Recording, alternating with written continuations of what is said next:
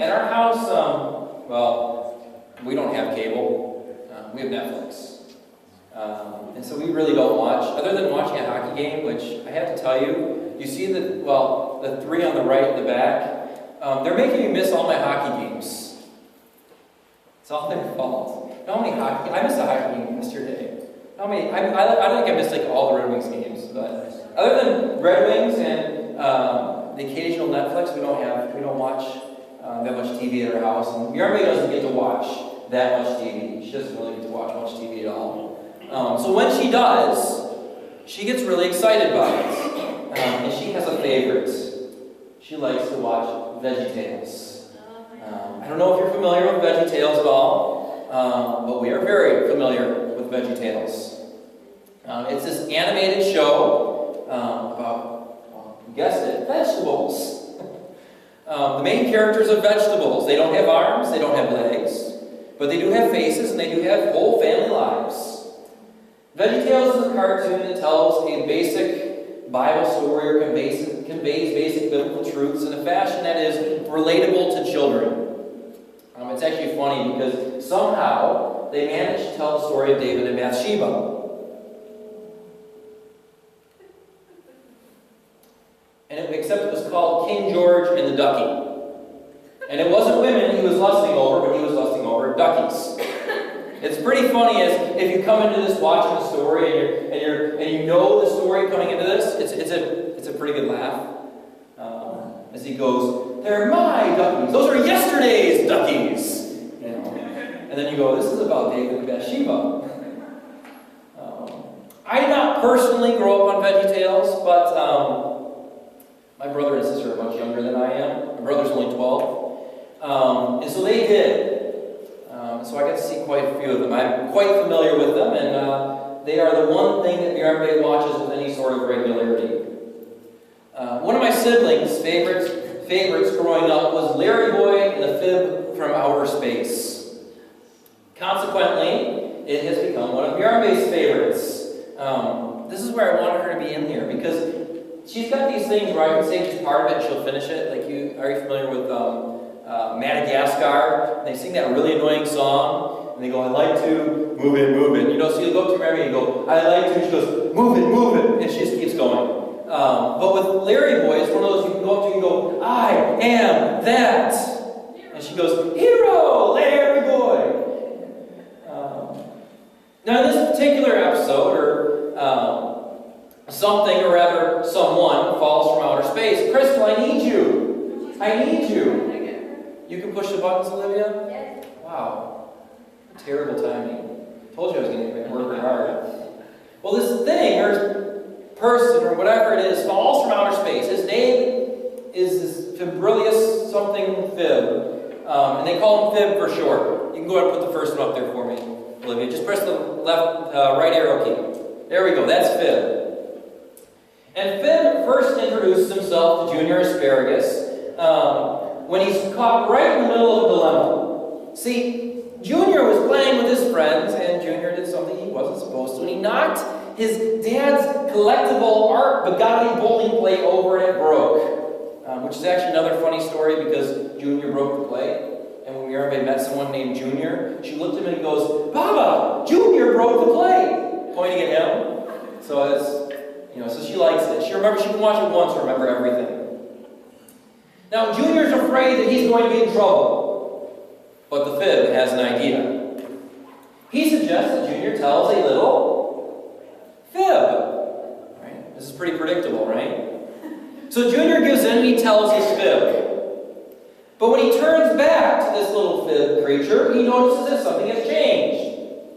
The fib has gotten bigger. Chris, go ahead and put it for the next slide for me, would you? So he's a little bigger now. He's about half the size of Junior. Junior's the green thing on the right.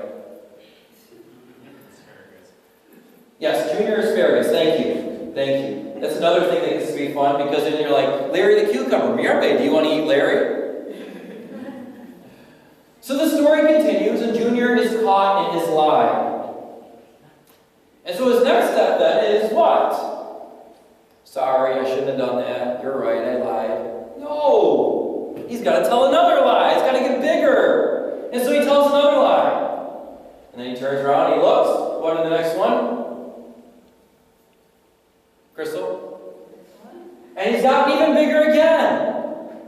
Only this time, he's got legs. He's not a ball anymore. We can't see his legs in this picture. But not even Junior gets legs, but his fib does. And so just like all of our lies, this one continues to come back and bite Junior in the rear. Caught in his lie again, Junior is forced to tell a third fib. Cover it up again. Cover up his first two lies. And so once again, Junior turns around and guess what he finds? The fib has gotten bigger. And so now, the fib is this big rampaging monster that's bigger than the buildings, wandering around destroying the town. And so this is when Larry Boy is dispatched with, the big Larry Boy light, kind of like the bat light. Right? And, it's pretty predictable again. And Larry Boy goes out to save the day, only to find that Junior has to tell the truth to overcome the fib. Everybody likes this. Have you ever been caught in a lie that just spun out of control? Rather, let me restate that. We'll stop there. Not have you. Can you think of a time when you did get caught in a lie that spun out of control? Maybe it didn't turn into a rampaging monster that ate the town by the destruction, but the destruction was still quite severe.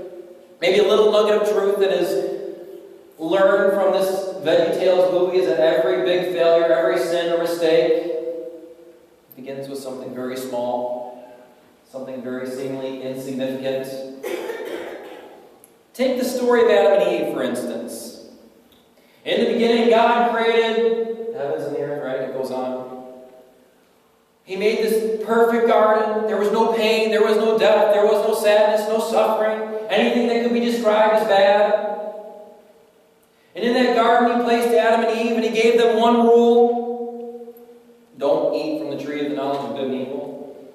They could do whatever they wanted except eat from that one tree. Well, of course, what happened? They ate from that one tree. They were kicked out of the garden. Death entered the world. The first sin had been committed, and everything began to fall apart. Do you ever read that story and think to yourself, maybe God overreacted a little? I mean, doesn't it seem like eating a piece of fruit is not really that big a deal? It wasn't like they killed anybody. But the biggest problem with the Garden of Eden is not what they did, but about what they had begun because of what they did. Their little fib, so to speak, wasn't that big. But what they had begun was something that took off and was immediately beyond their control. When we think of sin, oftentimes we think of it in terms of something like a scale from 1 to 10. The closer I am to 1, the less of a sinner I am, right? I'm pretty good, right? I'm a 2, I'm a 3, I'm pretty good. I don't need to be a 1. But the closer I am to 10, the greater a sinner I am. Maybe I'm an 8 or 9, but at least I'm not a 10. The problem is that it's not how sin works. Sin is more like the difference between standing on the edge of a cliff and falling off of it. Can you go ahead to the next one there, Crystal? There is the top of the cliff. There is the bottom of the cliff. And then there's the space in between. Let's say that 1 is the top. So if you're at the number 1, you're all the way at the top. The guy who hasn't quite jumped yet, right? And if you're a 10, well, yeah, you're down there in the rocks somewhere, right? There's not much of you left. But if you're in between 1 and 10, you're okay, right? I'm just a 2. I'm that second guy. See that second guy, right? He's still touching the rock, so he's okay. Right? But, so if you're at 1, if you're at the very top, how do you think you're feeling right about now? I'm okay with it, right? I mean, it's a pretty big drop, so I don't know if I'd say that close to the edge. I don't want to be number 10 at all, right? And if you're number 10, how are you feeling? You're not feeling much at all right now, are you? But here's what we need to come and realize. If you're number 2, how are you feeling? If you're number 3, how are you feeling? If you're number 4, how are you feeling? If you're at number 2, and you're still touching the rock, but let's face it, that guy's not coming back, right? There's no coming back from that position right there. You might be touching it with your toes, but you're over the edge. Do you think he's feeling any better right about now than the guy who's all the way at the bottom? But he's not as close, right? He's still got a few more seconds before he goes kersplat. Are you feeling any better than the person at 8 or 9? Adam and Eve may have been only at 1. They may have been only, at 2. Their toes were still touching the rock, but how does it all end?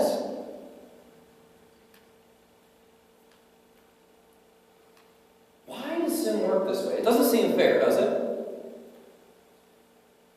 Well, it's because sin is not simply something that is done, but it's something that is a living and active. Once it gets started, it takes on a role of its own, and it starts moving all by itself. Go ahead to the next one there, Crystal. It's like an escalator at the mall.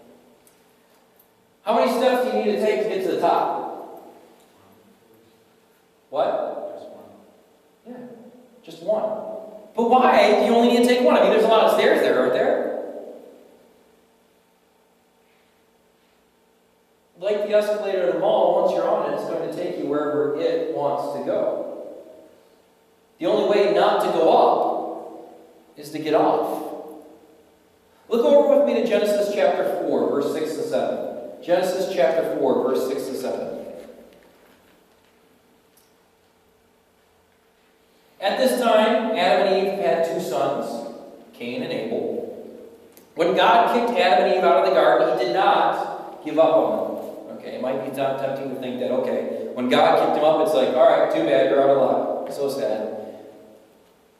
God didn't give up on them or disown them. Instead, he'd rather continue to be in relationship with them with the hope, with the plan that they can be brought back again, right? That's why we celebrate Jesus, because it's enacting a return. So instead, he continued to walk in relationship with them. He talked to them. He talked with them regularly, interacted with them and their new family. Cain and Abel were being instructed. They were told to bring an offering to God. Abel brought what was instructed. Cain, however, decided that he would not bring what he was told, but he would bring what he thought would be better. That's important. It's not that Cain's offering is bad. I mean, he brought some pretty good stuff.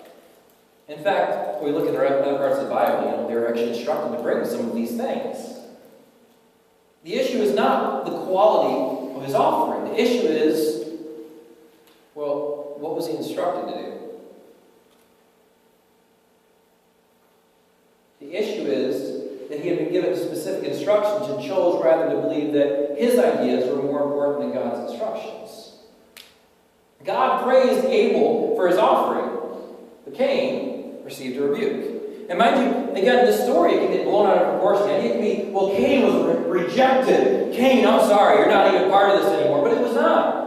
In fact, it just says he regarded Abel's offering and he didn't regard Cain's. It doesn't even say that God says, shame on you, Cain. It was just, sorry, Cain, that's not what I asked for. It doesn't even come across as that big of a deal in the text. Yes, he did what he wasn't supposed to do, but God really didn't come down on him.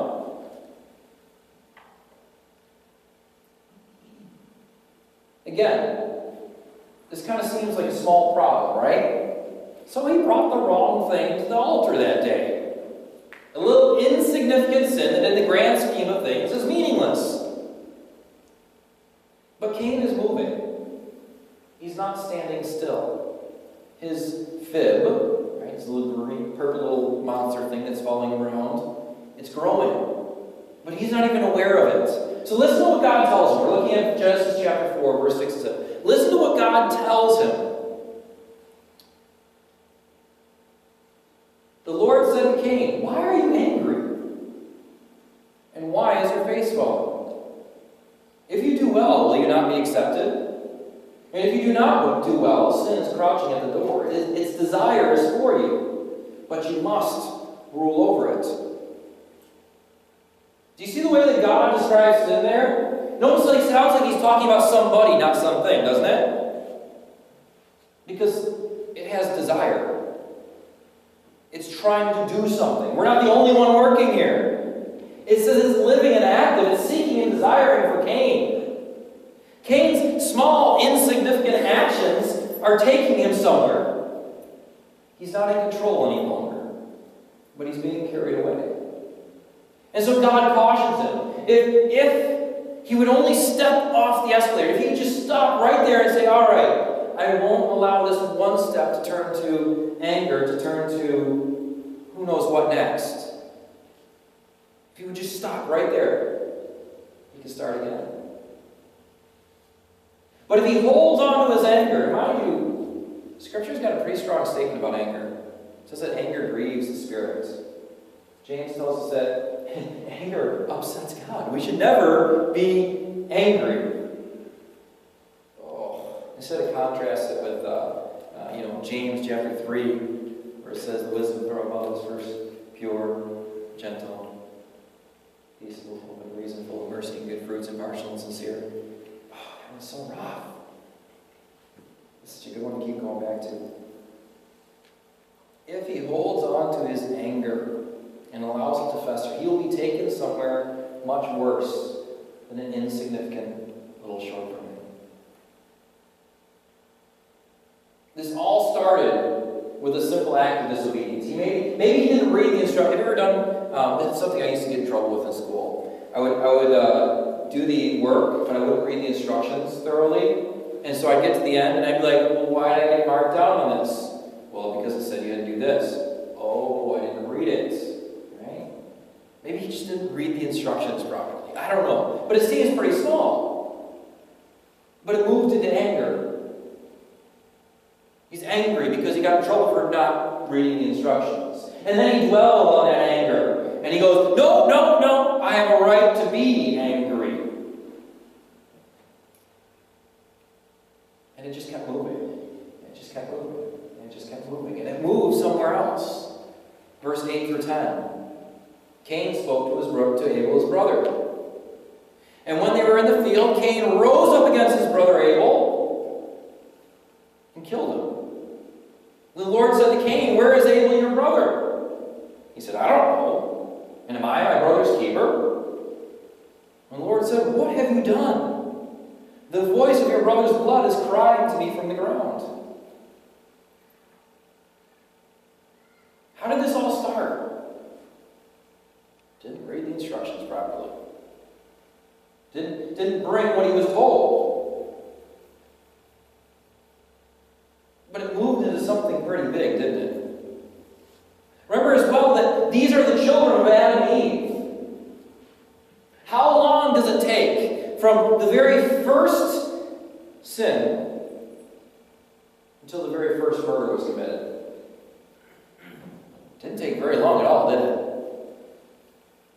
Now, if Cain had killed Abel in the garden, that would have made sense, right? Okay, Cain killed Abel in the garden. All right, of course they got to be kicked out, don't they? So why didn't God wait until it got that bad to kick them out? Why not just say, okay, they screwed up, you guys are good, stay here. All right, now we've crossed the line. Well, because the seeds of Abel's murder were planted the moment they ate the forbidden fruit. The ball started rolling way back with Adam and Eve. Their sin would not be content to stand still, but it would take them and their family to much greater depths.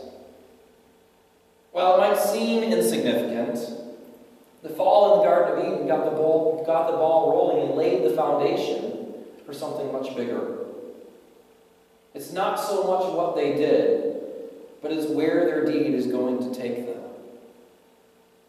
This is important, not just for us to realize the implications of where our little insignificant transgressions can take us, but in how we treat and receive others who are stuck right in the middle of some big failure. Isn't it easy to look at someone who's really, let's face it, they're a screw up, and go, I don't want to be around you. I can't believe you did that. What a terrible person you are.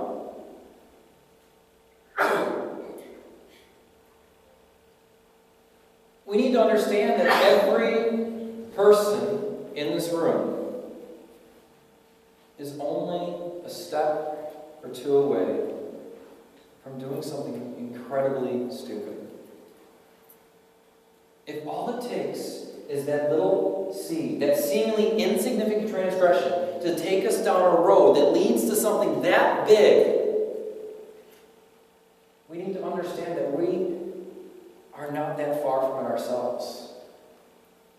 We can step out of line very easily and in a split second, in an instance, go, what have I done? You can't say, well, I would never do something like that. Because all it takes is the right set of circumstances and an insignificant little sin to carry us along, and we could end up anywhere. It's like walking into Destiny USA. We were down there yesterday. Go ahead, Chris. Put the next one up there. And you stand there, and I know this picture doesn't convey very well. It was 3 stories tall, right? And you look up from the center of the building, and you think, there's no way I can get all the way to the top, right? That's a lot of stairs, isn't it? But those stairs, they don't stand still. They're moving. Sin will take you there all by itself. All you have to do is just get on. Why do you think they could put 3 stories in something like that? Because there's elevators and there's escalators. We don't have to put much work into it at all.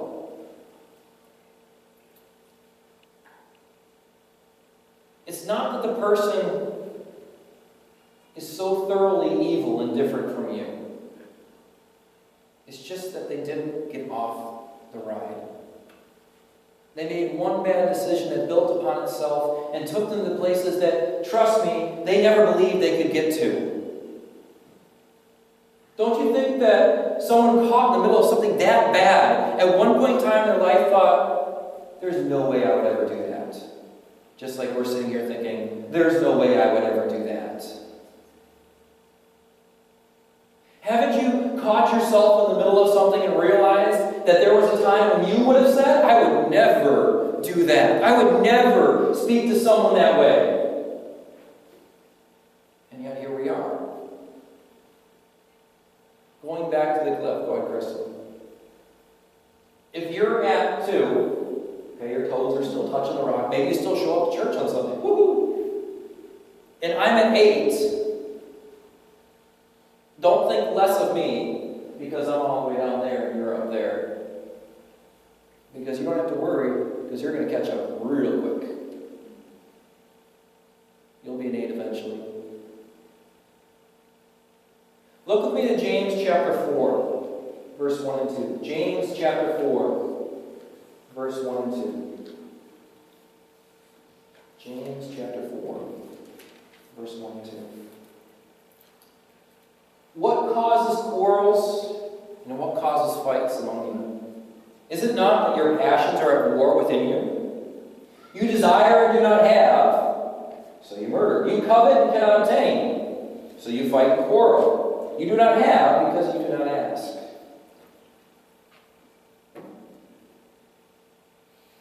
Why the big things? Because you're selfish. That's it. I mean, surely it's okay to take the last piece of cake at potluck, right? Even though I know that Crystal wants it. I mean, surely it's all right for Olivia to take the last piece of cake from Crystal, right? Sorry, I had to.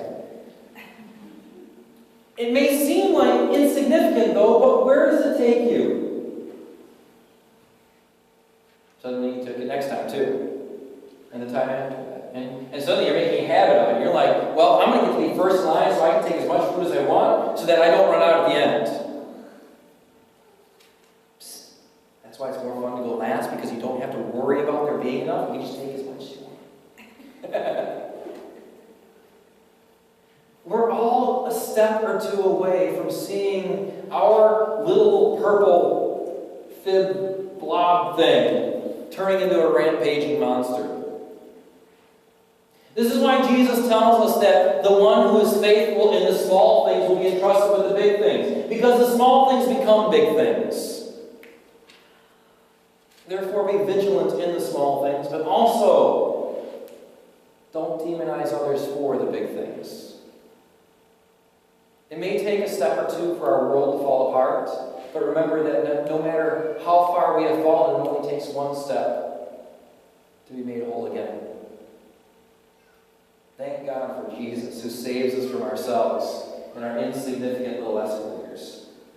Because boy, would we be in a mess. You know why you wouldn't do something like that? Because Jesus has saved you from it. It's not that you wouldn't do it, it's that He's already redeemed you from it. Look with me to Ephesians chapter 2. We'll wrap up with this. Ephesians chapter 2, verse 4 through 10. We'll be up behind me on the board. Ephesians chapter 2, verse 4 through 10.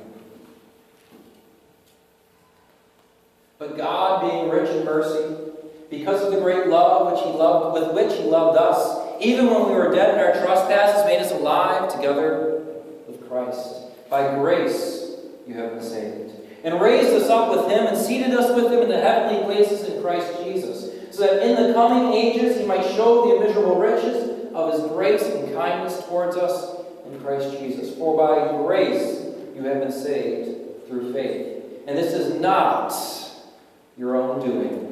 It is the gift of God, not a result of works, so that no one may boast.